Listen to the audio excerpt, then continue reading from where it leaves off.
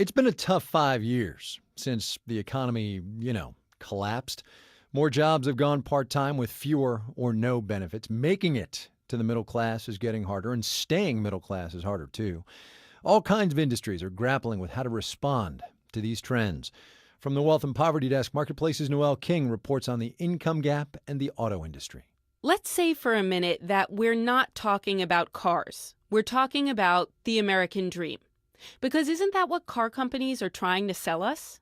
So, meet one guy with an American dream. Hi, my name is Edgar. Edgar Perez, a salesman at Bunnin Chevrolet in Los Angeles, is taking me for a test drive in a 2013 Chevy Spark. So let's go ahead and give it a spin. All right, let's give it a spin. Edgar came to the United States from Mexico when he was a year old. I'm 19 years old. So did you get this job right out of high school? Yeah, absolutely, I did. What kind of car do you drive? I drive a Cruze. A Chevy Cruze. It's a small car, good gas mileage, inexpensive, exactly the kind of car you'd expect a young guy like Edgar to drive. Edgar attends Santa Monica College and he plans to get his MBA, like a customer he met recently. This guy graduated from Constantine Long Beach, got his MBA. And he's rich. He was winning more than $55,000 a month. Edgar was impressed. His house was in Beverly Hills. Could you imagine being on the #1 top in the hill? So, once Edgar gets his MBA and gets closer to that American dream? Once I get an MBA, I would say I would still want a compact vehicle. In the future, I'll probably get the same Cruze, just in a newer model, so a newer year, in other words.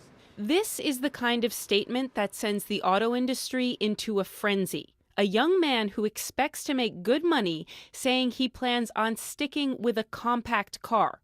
Car manufacturers are facing a crisis. High gas prices, a shrinking middle class, young people saddled with more college debt than ever before. So the auto industry has to listen to people like Edgar. Just about every mainstream manufacturer is offering an A or B segment vehicle. That's industry speak for smaller cars. Andy Lilienthal is a subcompact geek. He started a website in 2007 devoted to small cars.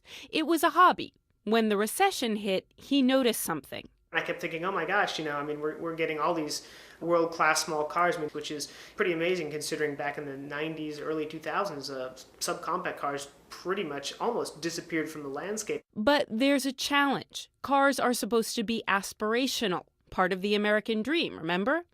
So the last thing people want is a car that reminds them of their diminished circumstances. And you can tell from the names there's been a big effort to convey that these are fun vehicles. Justin Berkowitz of Car and Driver says since 2006, the number of subcompact and mini car brands has doubled. We hear Fiesta, Party, and Versa being a typical Nissan fake word implying versatile. All of these get at the same idea, which is that they're practical but fun. Please don't think of this car as a punishment or as a constant reminder of your economic status.